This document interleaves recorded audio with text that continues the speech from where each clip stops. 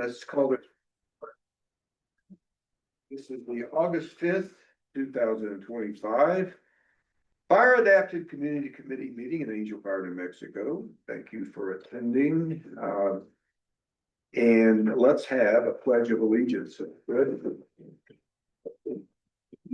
I pledge allegiance to the flag, of the United States of America, and to the republic for which it stands, one nation under God, indivisible, with liberty and justice for all. Thank you very much. And Madam Secretary, have the roll call. Mike, Here. Martha, here, Dave, late, Don, Here. Scott, Here. Vicky, Mark, Ray. Here. Okay, quorum. Thank you, man. So we did not have a meeting last month, so this is an updated agenda. If there was one, you looked at the one for the July meeting. So could I have a motion to approve the agenda or a change to that agenda update? I make a motion to approve it. I'll second. All in favor, say aye. Aye. Okay. We have an item, anyone from the audience that would like to make a statement or ask a question, the committee? Anyone? None, okay. So we have minutes of the June 3rd meeting.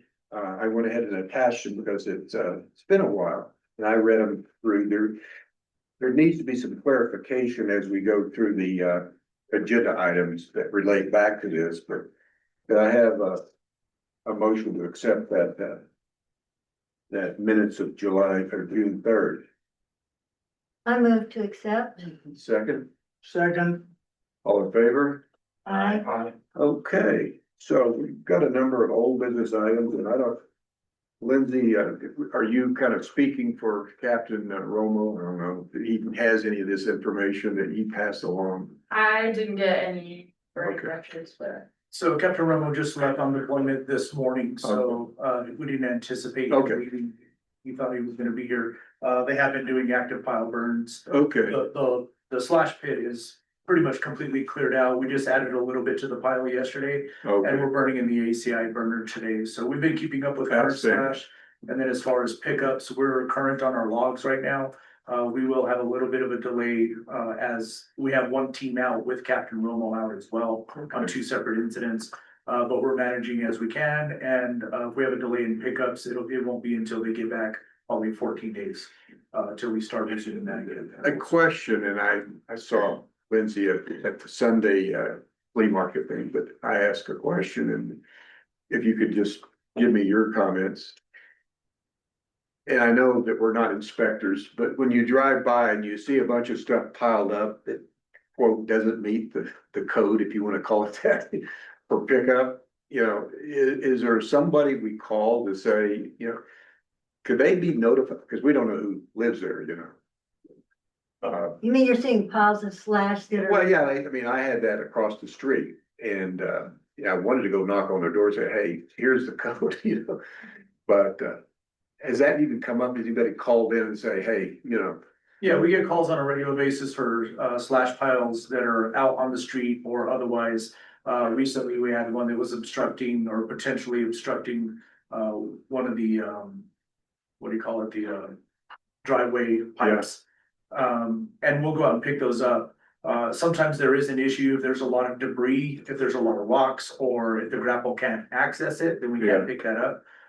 But we encourage people to report those piles. Okay. And Josh Candelaria has been fantastic about picking those So up. just a matter of notifying the fire Yeah, department. notifying the slash department, Slash wildland department. department, yes, sir. yeah. Okay, We also, I've seen a couple of those piles where like I've stopped and asked like on assessments and stuff. And they're for contractors too, like bigger logs, things like that. So it just kind of depends on the homeowner, Yeah. what they're doing with it. Contractors are stacking it up out there too, But so, we are limited to what our grapple truck can pick up. yeah. okay. Chief, Yes, sir. on these reports, it's always on what we're doing up at the pit. How often does the chipper go out? And is that something you could add to your reports? I'm curious how many people are taking advantage of the crew to come out and chip on site. And 2 weeks ago, we had, I think, two back-to-back, chipping sessions, and they do go out, very often. Hello, Sarah, how are you? I'm okay. They do go out on a regular basis. I don't have a number Okay. to that. I can Is ask. that something that's increasing? I know the chipper, we've had it about a year, maybe? The big chip, the new one? Yes, sir. And so is the word getting out? Are more people taking advantage of that? I would say a slight increase, but. Yeah. Oh, Okay, Yeah, we can wait till he's activated or whatever. thank you.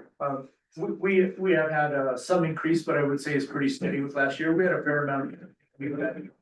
Well, right. and you know, to keep in mind, while we are out shipping, we don't have the resources available for pickup, so sometimes we have to balance the amount of people we have. Sure. And that gets increasingly more difficult as we have people deployed on fires. Sure, okay. But we do have a fair amount of usage, and I'll try to add that in our report. Cause, years ago, a commercial crew chipped and a 20-acre parcel up in the Aspens and chipped it and it limbed everything up, hauled all the lumber off, for firewood. I think they donated a bunch of it. But that property now, I just hiked through there, Sunday. It's amazing. You can't even tell really that the chips are there. Cause they're trying to, I think the word is 2 inches deep, no more than 2 inches. And, the stuff's just popping up, grass and aspen. Yeah. It's really pretty impressive versus when you clear cut a piece of property and it's laid bare and we get a big storm, all that stuff's, gonna come down the mountain. Yes, So. Well, it'd be interesting to maybe keep track of, I'm just curious how often they go out and, if they went out, 2 weeks ago, they went out twice on, back-to-back weeks. right, right. So there's not a backlog, there's not a bunch of people waiting on them to come out. Correct. Right now, they just go out when they're needed. Okay, thank you.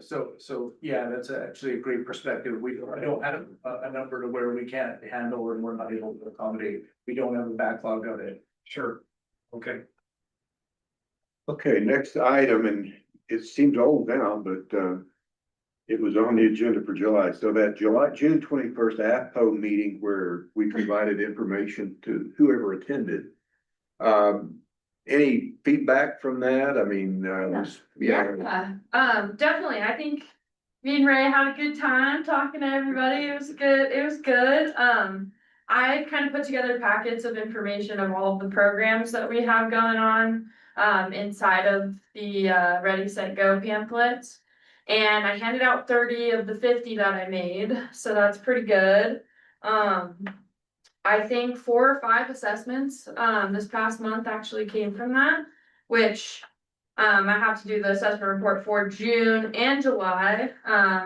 June, I conducted 20 in-person assessments, 15 resulted in certifications and 5 re-inspections, 4 re-inspection, and 13 were scheduled for July at the time of the last meeting. A lot more ended up happening. I did 24 assessments in July. 22 of those resulted in certifications. 2 will be re-inspected, and 1 of those was a re-inspection. And I have 5 scheduled assessments for this upcoming August. So it's slowing down a little bit as less people are coming into town. But I'm still reaching out. I'm gonna post on Facebook this week about them, and usually after a post I'll get a couple more people, and I have like 5 or 6 people that just won't call me back too, so so hopefully. a they'll- re-inspection, you do an initial one, you tell them what they need to do, and they Yes, think they've done it, and they call you back. yes, yeah, absolutely, and been working too with a couple of contractors who are kind of up in the know with the DSO, and so they know everything they need to do. They have me come out first, and then we'll conduct an assessment with the homeowner afterwards on what they did and why we did what we did too. So that's been a couple of the re-inspections as well. So the total, maybe, I don't know if you added them up, but since we started the inspections, how many total do you I roughly? think we're at 76 as of 1 p.m. today. Okay, Yes, yeah, I have one today. So with that, and then we're in the 80s for requests and stuff and what we haven't done. Yet, which I have scheduled for next week and this week, upcoming week as well. So we're hitting the ground running, we're doing really good, and I've gotten a lot of really good feedback. I haven't heard anything negative about it. I should know this, but I don't remember. For those that pass, and you send, like, I was one of the first ones that you did on a guinea pig basis, I get. Yeah. And I got a letter saying you passed. Does that mean that I don't get billed for that fire fee on my water bill or not? I don't remember. I'll take that. They, did not get it, submitted in time for the fee, but that is supposed to be removed and they're working on it. on the Oh, back end. Oh, that will happen. That will happen. Yes, so those who passed, you should Little- expect to see that little removed. thing. and Okay. Get to it on time. And then we can take that form, that letter, and take it to our insurance guy and Yeah, hope for the best. that's what I'm telling people, hope for the best. If one goes down, like, so if I did not pay my fee, will my neighbor pay it? Who's gonna pay if we lose that revenue?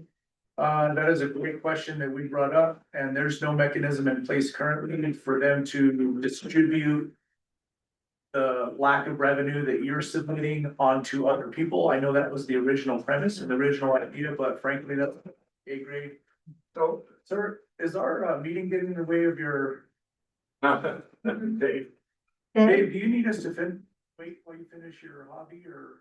Oh, I'm out limbing at the Girl Scout Ranch because this is Firewood Angels Day. Yes, sir. And I'm sorry, I didn't mean I to apologize, distract. it's distracting, I apologize. No, I quit. So, we don't have a mechanism in place and that's above my pay grade. I don't know if they have a solution for that to distribute the fees, you know, kind of make logical sense to take the 50 people that have, or 76 people that have become compliant and take that and distribute it to everybody else. I don't know how to do that. Yeah, it seems important to me though, you know? Yeah. We need that do revenue. Rely on that income. Yes, sir. Chief, anybody, and Guy Wood's a testament to this, anybody that's lived here 30+ years, the fire mitigation doesn't stop just because you get this letter. Trees blow down.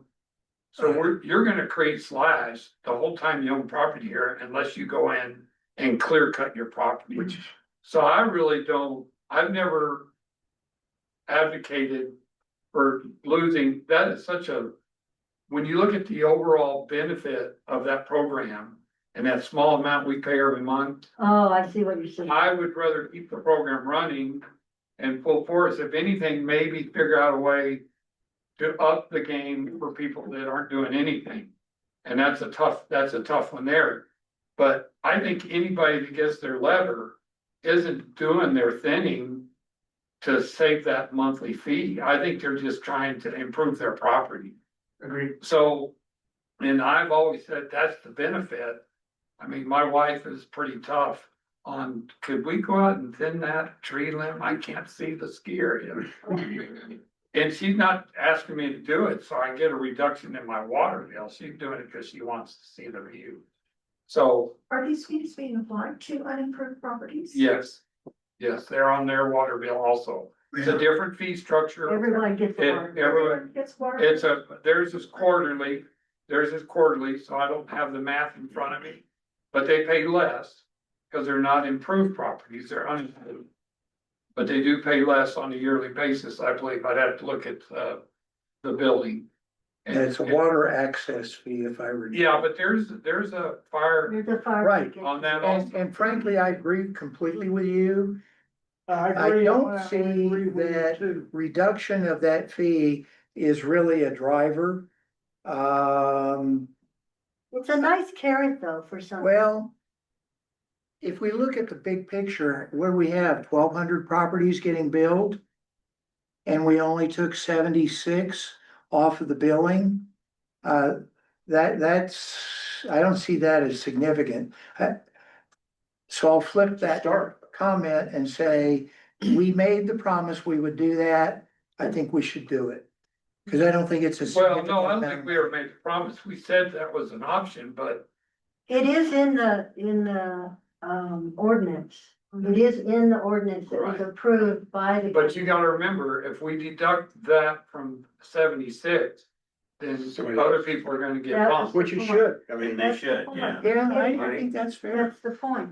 I think when this conversation first started, the thought was that anyone who got certified, their fee would be dropped back to the lowest fee. And I know like mine doubled and I got all excited about it and, the thought was that if you were, if you cleared and were certified, then your fee would drop to the lowest rate.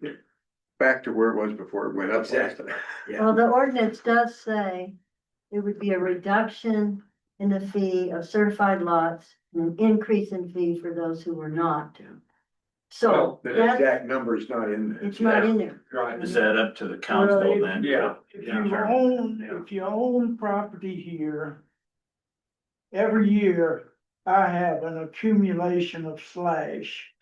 I've got an acre of land with trees, and I have trees that die that I cut down and turn into firewood and take the limbs and put them out. So that slash pickup means a lot to me. Oh, And yeah.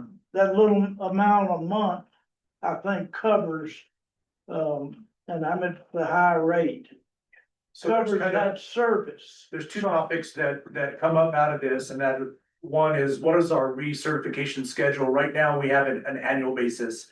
So every year you have to get recertified in order for that to maintain that. So that's one conversation that comes out of that. At some point, we're not gonna be able to have the manpower to do annual inspections. We may choose to move to a biannual inspection, something along those lines. And the other thing is, at some point, hopefully we get enough people to comply, we'll have to worry about the drop of revenue, but that might be up to this body to give a determination or give a recommendation of what fee schedule we would like to see, so that everybody has a basic minimum level, let's call that a tier one level There you of go. payment, and then as we escalate fees, as time goes along, that's what was discussed for different phases of this defensible space ordinance. So as time goes along, we add to those fees, they, maybe year over year increase until you become certified, and then maybe drop down, as this gentleman mentioned, down to the basic tier one. So everybody gives a little bit, it's enough to sustain I our like that. program. Yeah. We're able to continue to do that,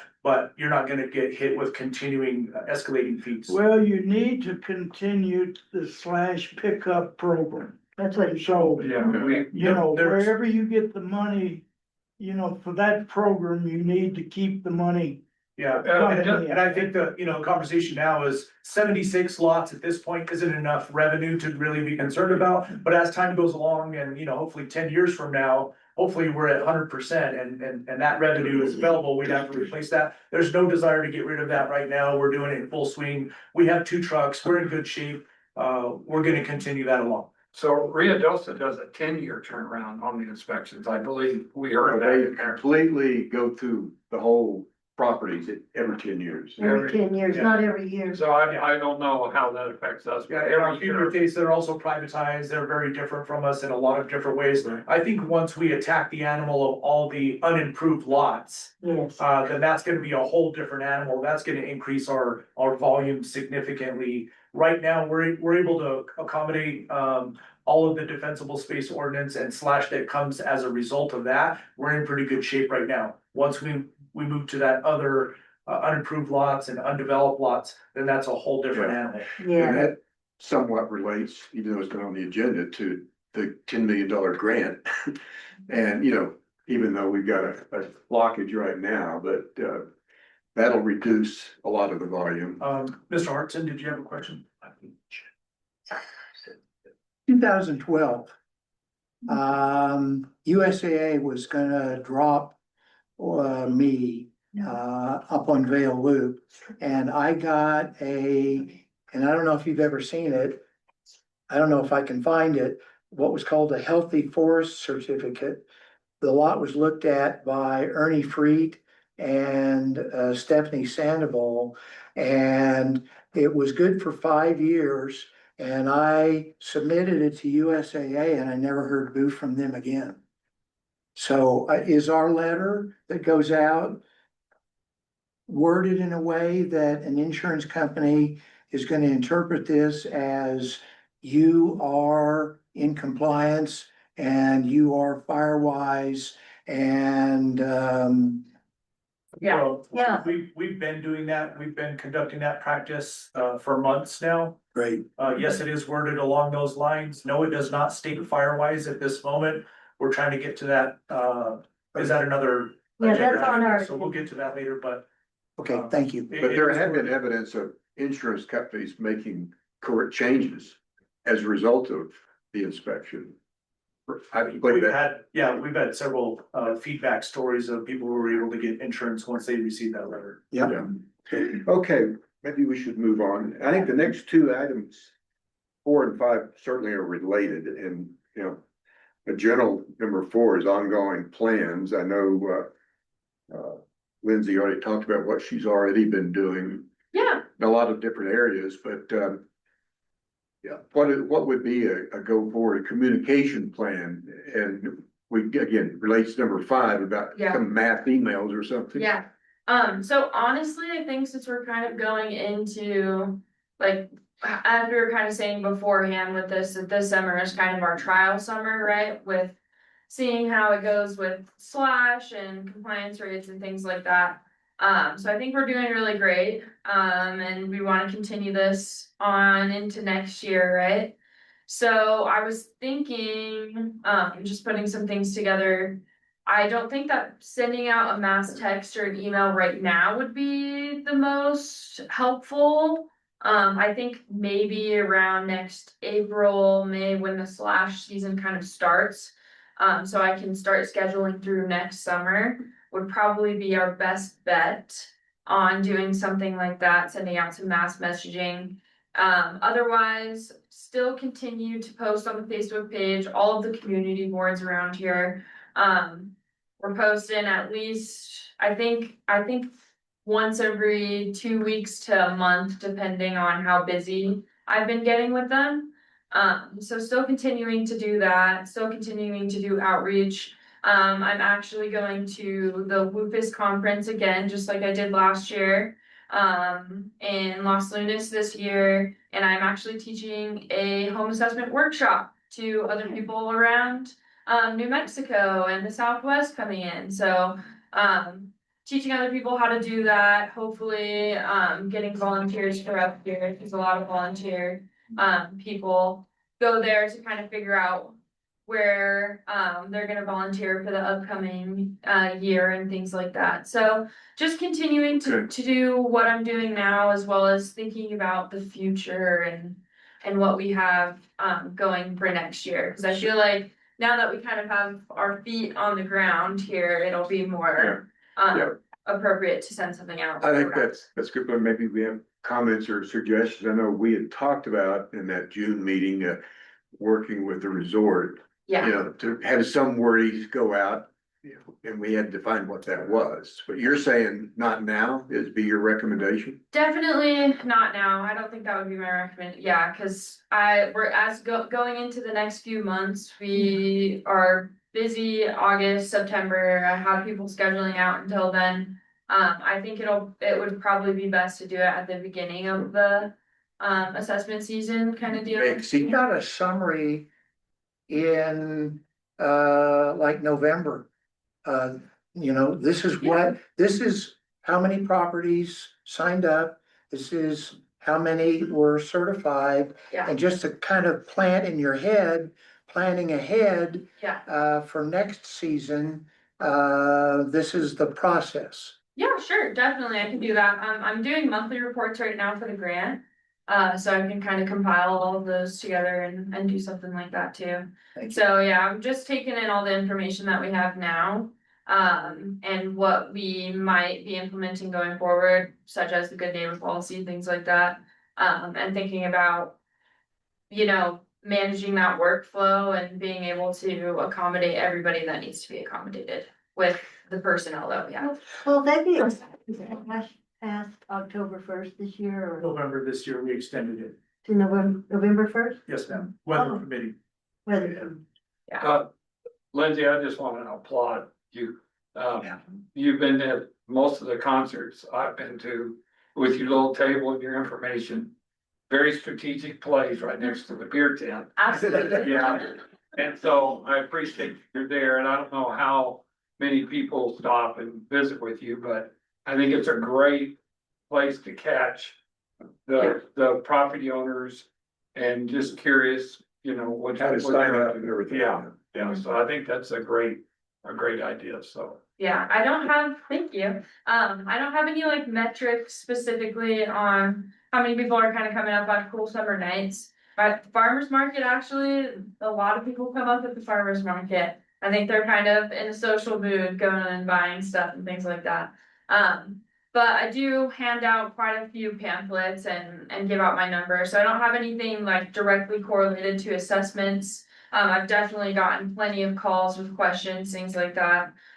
Because I'm there farmers market, I've definitely gotten a lot of assessments requests and schedule me right now on those Sundays. So, I think it's definitely good to be out in the community and even, you know, I'll go to Lowe's now and people will be like, hey, you're that fire lady that I saw. I didn't come up to you the other day, but can you talk to me for a second here? And I'm like, yeah, absolutely. So I've We need to definitely get you got my face we on. need to get you a Smokey the Bear shirt. I know, right?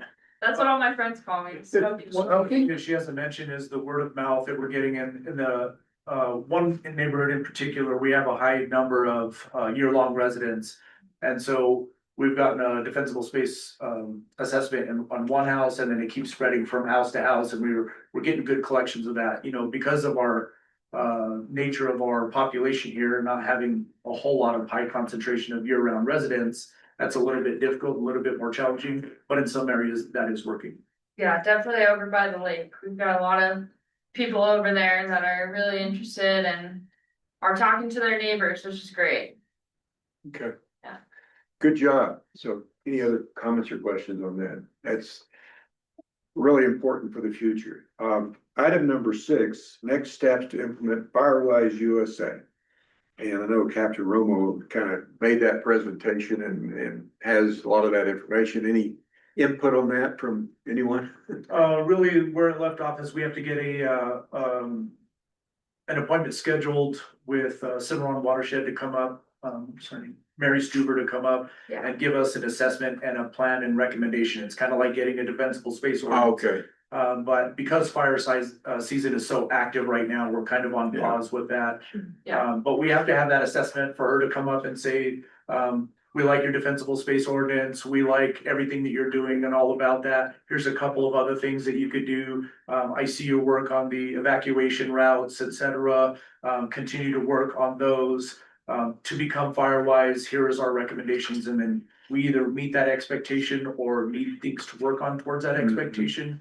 But we don't foresee a lot of issues with getting Firewise certified. We just have to make those steps and wait till Captain Romo is back in order to do that. He has a great amount of experience with getting Firewise, so. I noticed, I've researched a little bit on the internet, but that, Well, has the village determined that they wanna go Firewise? Yes, Yeah. So that's all settled now. yeah, it's gone through council. I presented it to council and it was approved. Okay, And that was, I've seen it on the agenda, but not taken up a couple of times. it was. like I said, you can go on the internet and there's even a somewhat training program that you can, you know, familiarize yourself with what all is the scope of that. Well, it's a big deal and we've gotta get people that are willing to get out and get their hands dirty. If we go into a real Firewise, like I'm familiar with what the lake, they had a lake a few years ago and probably still do. They would rent a chipper and the residents would come out and they'd go up the street with that chipper, cleaning up, chipping, and then having it picked up and hauled off. A lot of work. but it was a good program. Okay, any other comments? Okay. New business, I put this on just because it was in that original audit 2 or 3 years ago about, getting their fire hydrant, I guess, whatever you wanna call it, inspection or approval or whatever you're doing to make sure they're all working. So what, if anything, can, I guess, be said as far as an agenda item going forward, not that we'd cover it every month, but about the, I guess, adequacy of those fire hydrants and what we're doing, is that a part of a grant of any type to, make sure they're all working? I guess that's Yeah, a I'm question. trying to piece out a few questions out of that statement. Are you asking for a monthly or a report? No, I mean, this is the discussion we never covered that topic before. If I could just continue, I'll try to address, what you asked for. As far as grant money available, we don't have any specific grants that I know of that address, checking fire hydrants. But thirdly, just to resolve all of that, it's mandatory for your ISO inspections that your hydrants are inspected at least every 5 years. Okay. We've been on an annual schedule to check all of the fire hydrants, within Angel Fire. Last year, they came out and tested on the east side of 434, about 100 hydrants. We were delinquent in previous years prior to me getting here on several of those hydrants, being checked.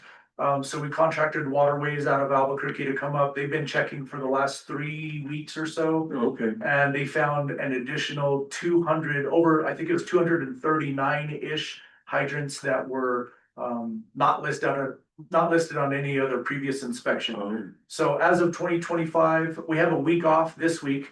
As of next week, the end of next week, we will have 100% of all hydrants in Angel Fire tested. Okay. And logged on a computer program.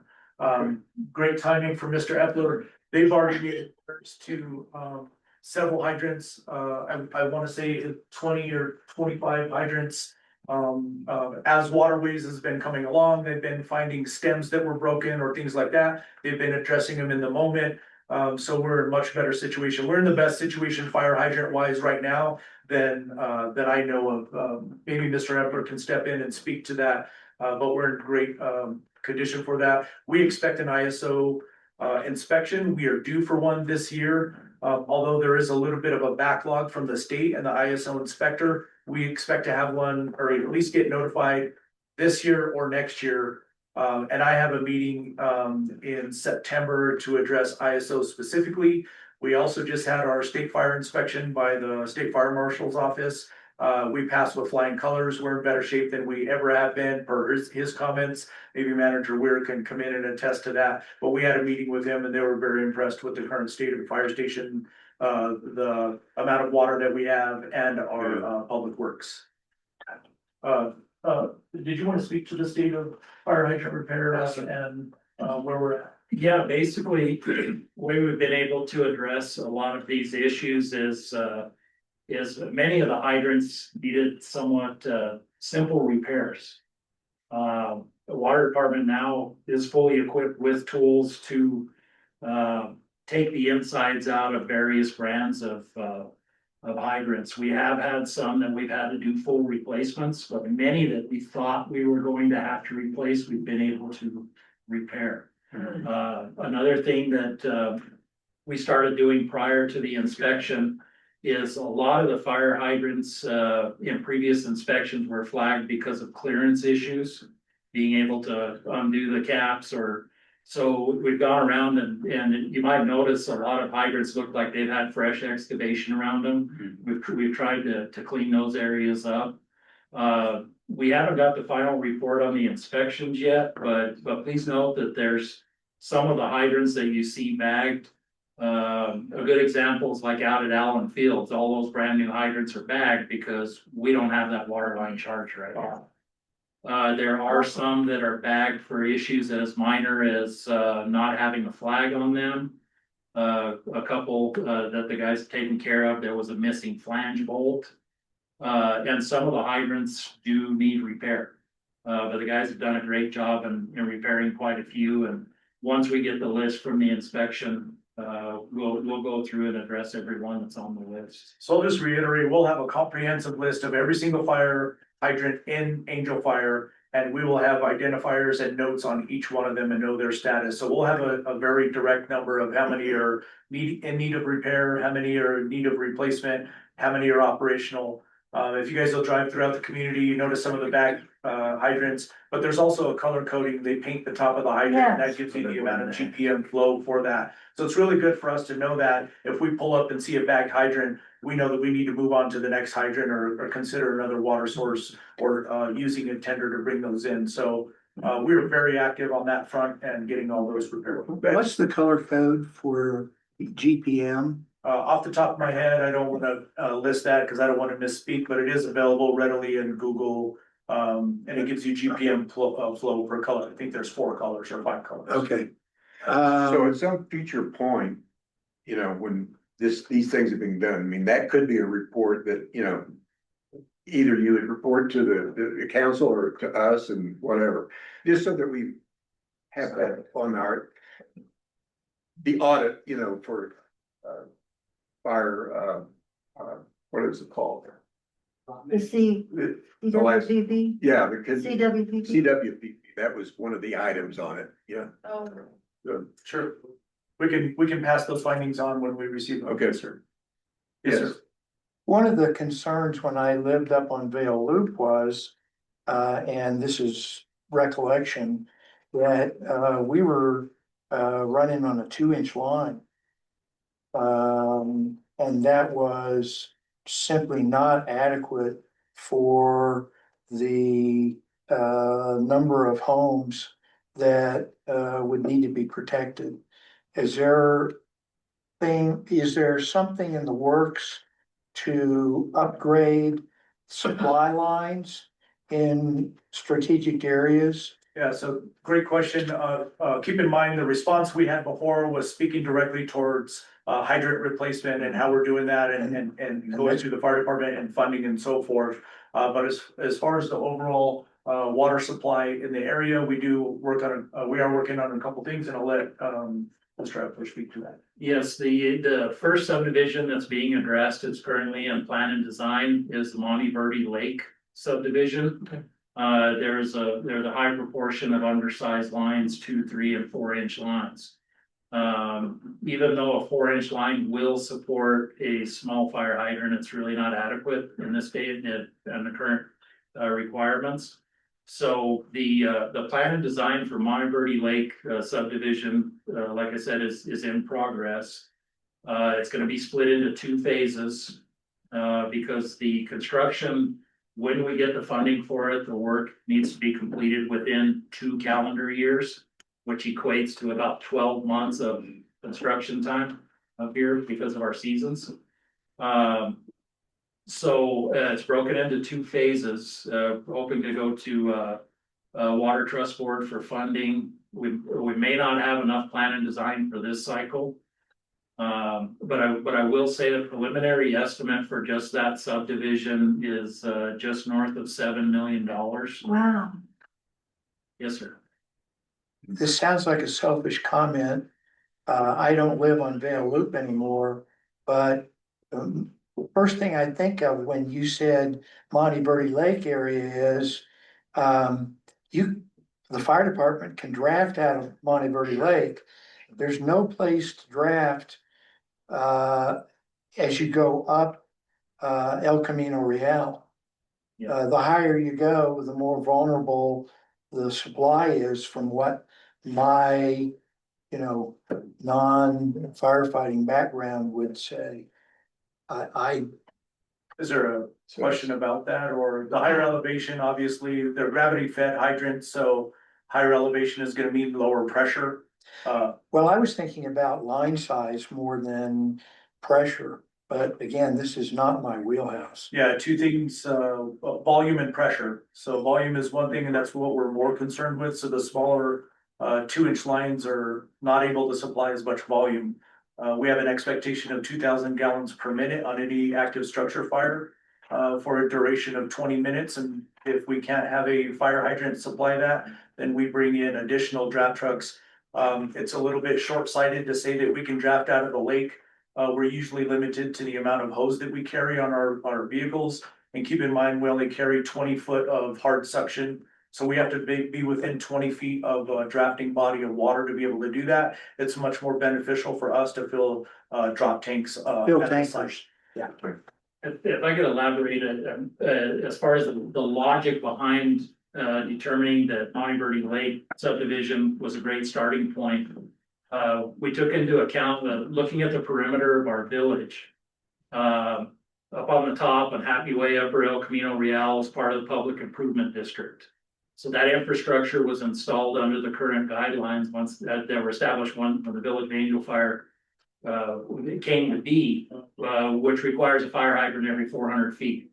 Okay, then further down the mountain, we have the Valley of the Youth subdivision, and we have the Small Elk Meadow subdivision. All of those are three recent developments that have that criteria of fire hydrants every 400 feet. On this side of the mountain, the north side of the Aspens subdivision was part of the PID, so it got fire hydrants every 400 feet. The south side, when it was built by the resort, it was built under those regulations.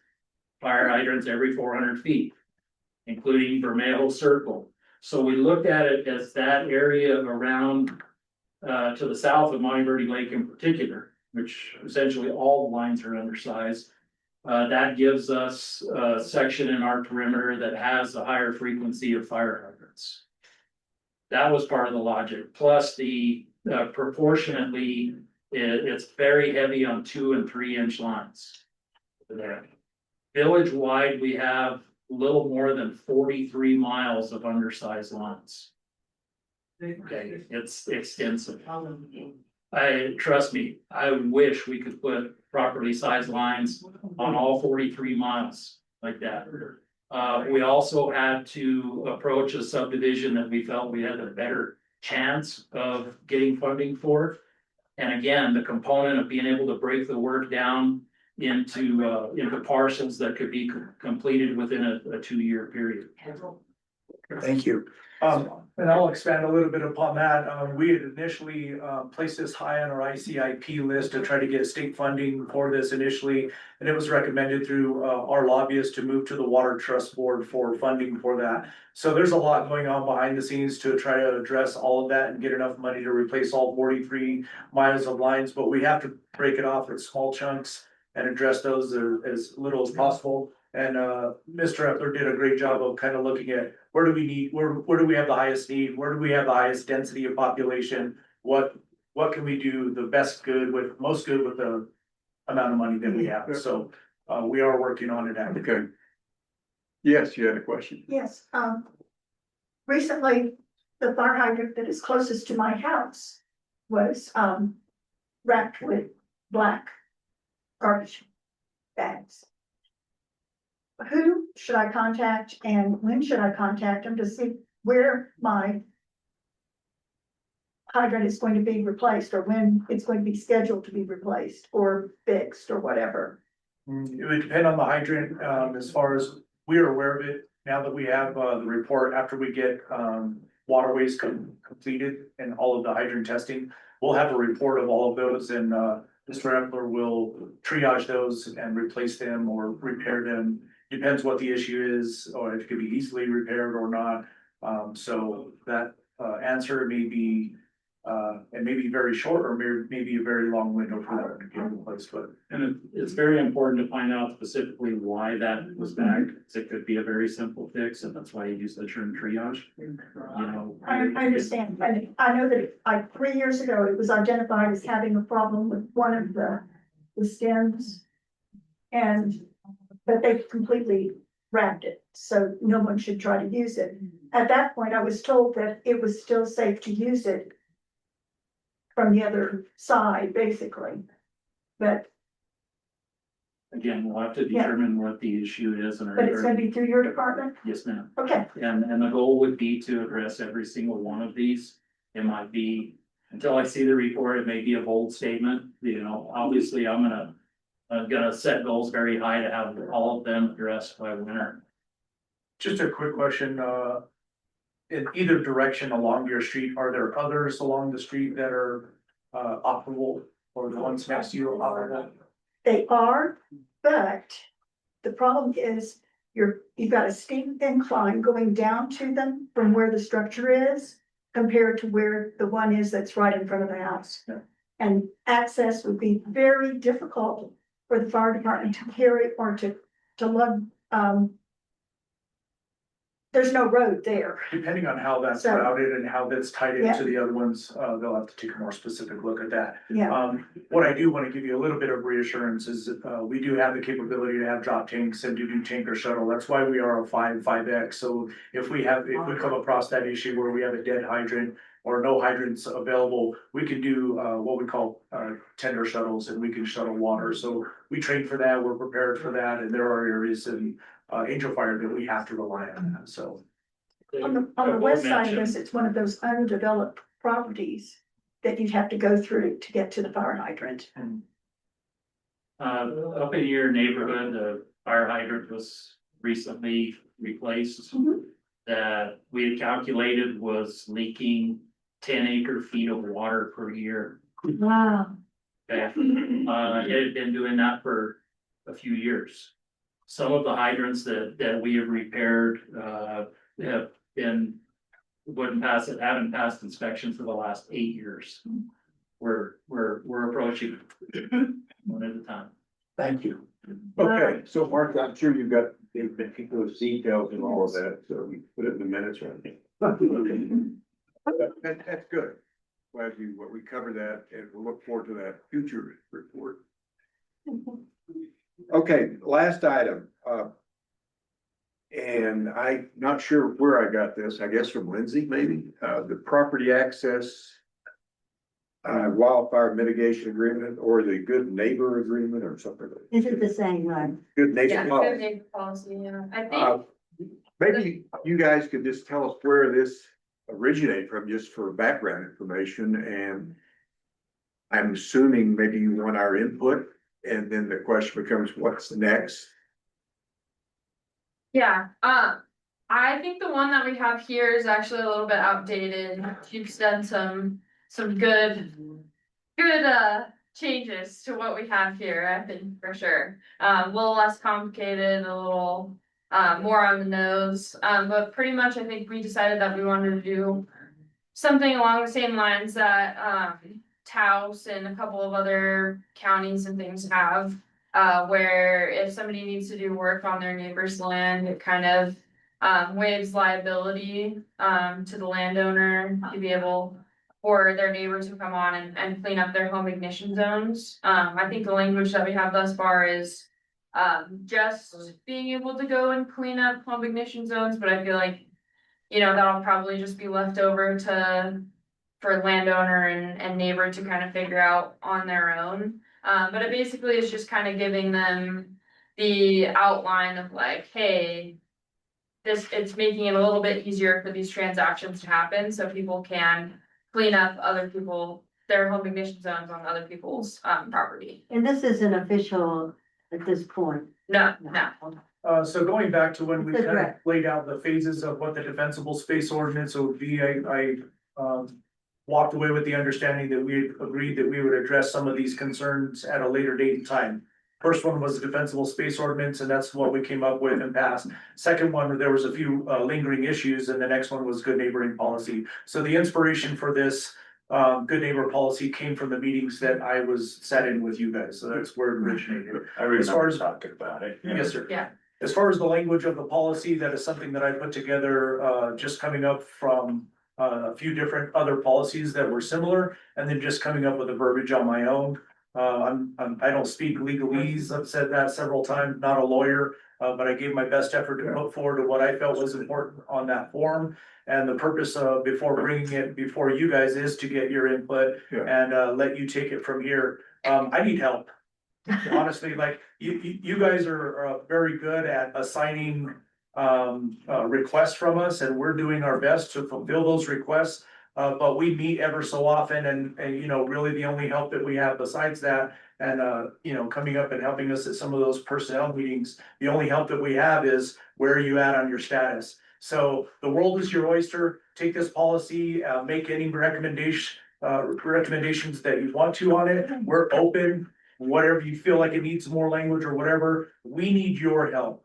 We don't have the manpower to do these types of things, these massive projects without help. Yeah. And so we feel like that's, Okay, you know, up to you guys to give us those recommendations. And if you have language recommendations, please feel free to write them in and give us some body of what we can work with and we'll try to fit it in. And I'll send the updated version, as You soon as will? I get back to my office, yeah. Okay, so you're gonna send the updated version, we'll look at it again, and eventually it would go to a lawyer? Would it, So we would have to, pass it through legal, and I think Mark would probably, I can't speak for him, but want to take a look at that as well. And then as long as everybody agreed, then we would have to put it before, council to, put it into ordinance. one item I saw just in my review, and, you know, I think it's good overall, certainly we need it. Is item one, mutual benefit, it talks, you know. Where the grantee is an adjacent property owner whose home ignition zone overlaps onto the grantor's property. Is there something in the new version that specifies what that is?